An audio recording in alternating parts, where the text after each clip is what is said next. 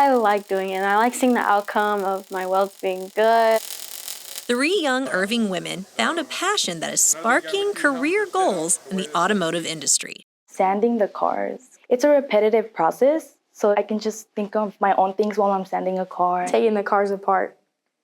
I think I like tearing them down and figuring out what's wrong with them. Irving ISD students Janae Jimenez, Evelyn Badillo, and Carly Johnson are breaking the mold by taking part in the automotive program at the Ratteree Career Development Center. It's an honor, because not very many girls come into this business.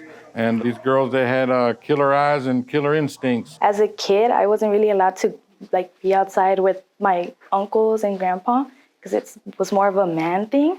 So, changing my mom's perspective on that was really nice. I want other girls to be able to be like, I could do that, not feeling to shy away dang, I don't want the guys judging me. For some of these girls, their interest in cars jump-started at a young age. I grew up around my family just having bold interest in cars.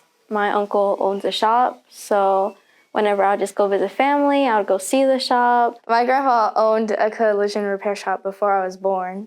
That's what I grew up around, was the big trucks and loud noises and things like that, so it wasn't anything new to me. As they weld and repair cars in the classroom, they also hope to continue working on vehicles after high school. I'd like to open up my own shop. That's what I really want to do. Hopefully get into schooling for welding or collision. These trailblazers are breaking stereotypes while inspiring future female students to look under the hood of the car industry. It's a skill that not everybody has, and it's going to be very needed in the future. I just hope that they see me as an example for themselves. Susan Stevens for CitySource.